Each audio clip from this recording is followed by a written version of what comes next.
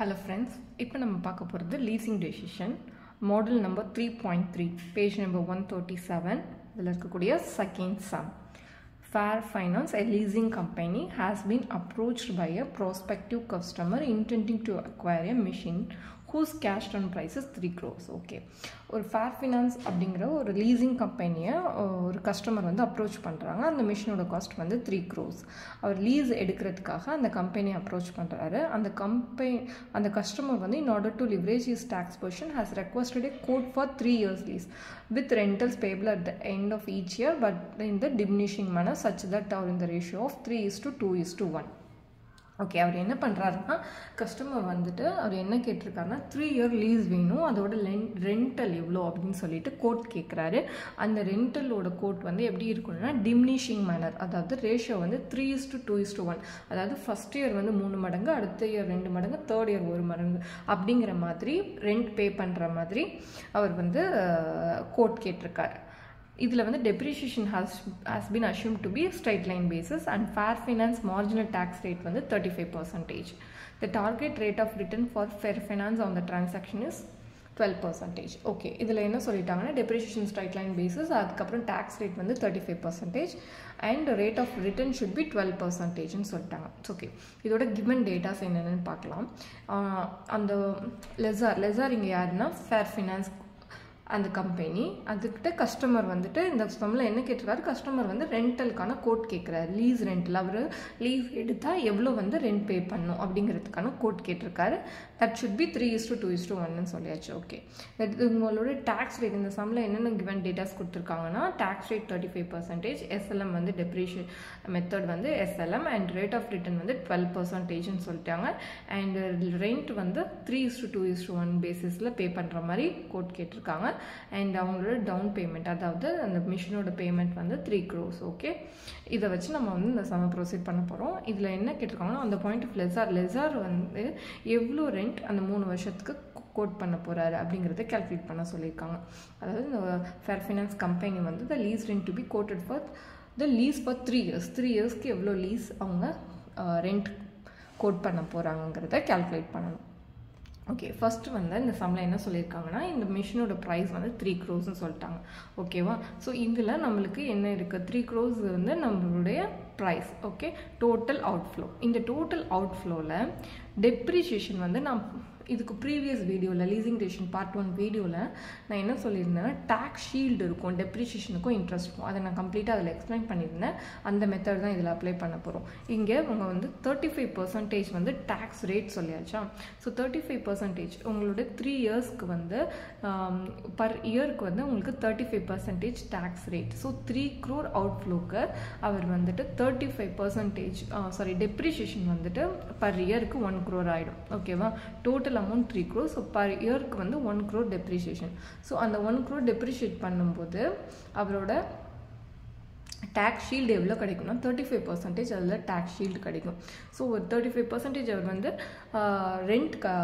Tax பே பண்ண போகிறதுனால அவருக்கு வந்து சேவிங்ஸ் வந்து பர் இயருக்கு 35 lakhs. ஓகே, ஸோ அவருக்கு 35 lakhs வந்து டெப்ரிஷியேஷனால் சேவ் ஆகுது.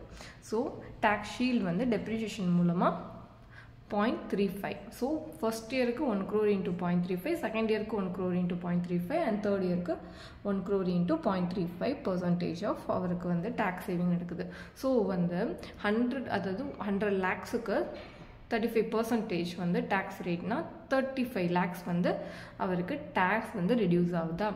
ஸோ அதனால அவருக்கு வந்துட்டு நம்ம என்னன்னா இது வந்து ப்ரெசன்ட் வேல்யூக்கு நம்ம மாற்ற போகிறோம். இது future value at the end of every year நம்ம வந்து டெப்ரிஷியேஷன் கேல்குலேட் பண்ணுவோம். ஃபியூச்சரில் இருக்குது நம்ம வந்து எல்லாமே ப்ரெசன்ட் கொண்டு போகிறோம். ஏன்னா இன்றைக்கி அவர் இன்வெஸ்ட் பண்ண போகிற அமௌண்ட் 3 crores. ஸோ எல்லாத்தையும் ப்ரெசன்ட் இன்ன ரேஞ்சுக்கு கொண்டு வர போகிறோம். ஸோ வந்து 1 crore into 35% and present value factor for இங்கே 12% ரேட் ஆஃப் ரிட்டர்ன் சொல்லியாச்சு. ஸோ 3 years அதுக்கு நம்ம ப்ரெசன்ட் வேல்யூ ஆனுவிட்டி ஃபேக்டர் எடுத்துக்கலாம். பிகாஸ் ஈக்குவலாக தான் 3 yearsக்கும் பிரிக்க போகிறோம். பிகாஸ் எஸ்எல்எம் மெத்தடுங்கிறதுனால ஸோ அதுக்கு ஆனுவிட்டி ஃபேக்டர் எடுக்கலாம். அப்படி இல்லைன்னா பர் இயருக்கு 35 lakhs இன்ட்டு ஃபஸ்ட் இயரோட 12% டிஸ்கவுண்டிங் ரேட் எவ்வளோ அப்படிங்கிறதோட ப்ரெசன்ட் வேல்யூ அண்ட் செகண்ட் இயரோட present value at the rate of 12% and third இயரோட present value at the rate of 12% அப்படின்னு எடுத்துகிட்டு நம்ம ஆட் பண்ணாலும் நம்மளுக்கு 84.06 கிடைக்கும்.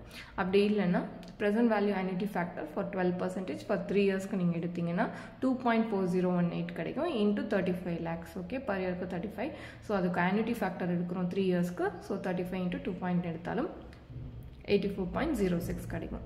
ஸோ நம்மளோட டோட்டல் இன்வெஸ்ட்மெண்ட் 3 crores, அதில் அவருக்கு டேக்ஸ் ஷீல்டாக 84 கிடச்சிருக்கு. ஸோ அவரோட நெட் அவுட்ஃப்ளோ வந்து 215.94. ஓகே, 2,15,00,000.94.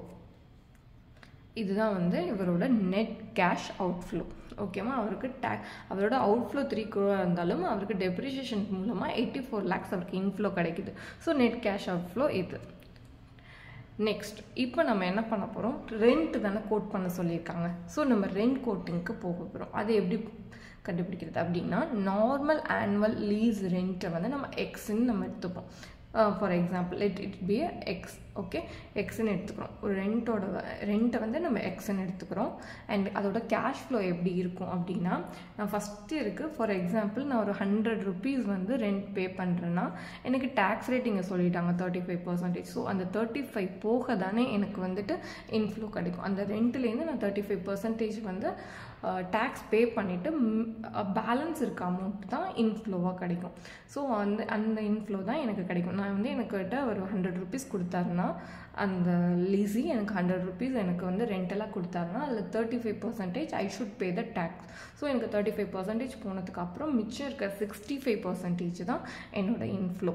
ஸோ அதை வச்சு அதை பேஸ் பண்ணி இங்கே பார்க்கலாம். 3x ஃபஸ்ட் இயருக்கு நம்ம வந்து ஆல்ரெடி சொல்லியாச்சு 3:2:1ங்கிற ரேஷியோவில் நம்ம வந்து ரெண்ட் பே பண்ணணும் அப்படிங்கிற மாதிரி எடுத்துருக்கோம். ஸோ அப்போ 3 into let the normal rent வந்து எக்ஸ்ன்னு இருக்குன்னா அப்போ ஃபஸ்ட் இயருக்கு 3x. 3xல் டோட்டல் 100% கிடைக்காது நம்மளுக்கு 0.65 பிகாஸ் ஆஃப்டர் டேக்ஸ் வந்து 0.65 தான் கிடைக்கும். So 3 into 0.65 is equal to 1.95x. Okay, அதே மாதிரி செகண்ட் இயருக்கு பார்த்தீங்கன்னா 2x into 0.65 1 மைனஸ் இதில் இப்படி போட்டிருக்காங்க. நம்ம அதுதான் சொல்கிறோம்ல 100%லேருந்து 35 போயிடுச்சுன்னா 0.65% அதுதான் இங்கே போட்டிருக்காங்க. So 0.35 into 1.3x. ஓகே, அதே மாதிரி எக்ஸ்னா 1x into 0.65 0.65x. ஓகே, இது வந்துட்டு நம்மளுடைய ஆக்சுவல் கேஷ் ஃப்ளோ ஆஃப்டர் டேக்ஸ்க்கு அப்புறம் இருக்கக்கூடிய ரெண்ட் அமௌண்ட். ஓகே, இப்போது இதை வந்து இங்கே என்ன பண்ண போகிறோன்னா, this is also after end of each year. ஒவ்வொரு இயர் எண்ட்லேயும் பே பண்ண போகிற ரெண்ட் எல்லாமே ஃப்யூச்சரில் இருக்குது. நம்ம அதை ப்ரெசென்ட்டுக்கு மாற்ற போகிறோம். ப்ரெசென்ட்டுக்கு மாற்றுறதுக்கான rate of return 12%. So 12% present value factor எடுத்து நம்ம வந்து ரேட் ஆஃப் ரிட்டர்ன் 12% எடுத்து ஃபார் 3 இயர்ஸ்க்கும் ஈச் இயர்க்கும் ப்ரெசென்ட் வேல்யூ கண்டுபிடிக்கிறோம். ஸோ 1.95 வந்து 1.7411x ஆகும்போது ப்ரெசென்ட் வேல்யூ. அதே மாதிரி 1.30 into 1 divided by 1.12 whole power 2 is equal to present value, and 0.65 into 1 divided by 1 whole power 3 is equal to 0.4626x.